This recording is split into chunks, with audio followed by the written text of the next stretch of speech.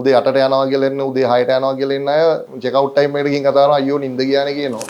මම අසේල ධනුෂ්ක රාජගිරියේ නෙස්ටන් රෙස් එකේ ඕන. ඇත්තටම මම මේක පටන් ගනිද්දී මගේ ඔළුවේ තිබ්බ ලොකුම මේක තමයි කම්ෆර්ටබල් ස්ලීප් පැක් කියන එක. කියන්නේ මේන් ફોකස් උනේ කම්ෆර්ටබල් නිදිය ගන්න පුළුවන් වෙන්න ඕනේ. අපි කවුරුත් කොහේ ගියත් ප්‍රීමියම් ප්‍රයිස් එකක් ගල්ලා ගියත් අපිට නිදිය ගන්න හොඳට තියෙන්න ඕනේ. ඒකට මම මෙට්‍රස් හැමතැනම හෙව්වා. ගොඩක් කම්පැනිස් එක්ක වැඩ කරා, බැලුවා, සාම්පල් බැලුවා, ගිහිල්ලා බැලුවා, එක්ස්පීරියන්ස් කරලා බැලුවා. ඉතින් ඔය යද්දි තමයි මට වැලන්ටිනෝ ඉටලි හම්බෙන්නේ. එතකොට වැලන්ටිනෝ වල ෂෝරූම් එකට ගිහිල්ලා බැලුවා. මාර එක්ස්පීරියන්ස් සෙන්ටර් එකක්. ඇත්තටම එතනට ගිහිල්ලා එක්ස්පීරියන්ස් කරලා අපි හොටෙල් සෙක්ටර් එකට යන ප්‍රීමියම් මෙට්‍රස් එකකට අපි ගියේ. කිං සයිස් මෙට්‍රස් 3ක් ගත්තා. අපි ෆැමිලි රූම්ස් 3ක් තියෙනවා. අනිත් ඔක්කොම ඩබල් රූම්ස් තියෙන්නේ. අනිත් 7ම අපි ඔක්කොම මෙට්‍රස් 9ක් ගත්තා. මට හොඳ ප්‍රයිස් එකකුත් දුන්නා ඇත්තටම.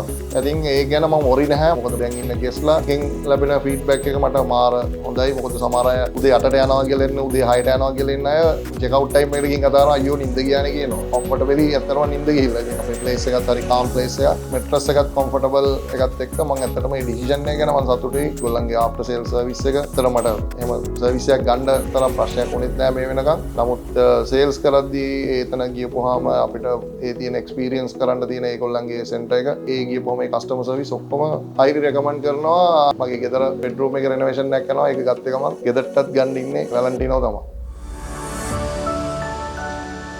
Valentino, Italy.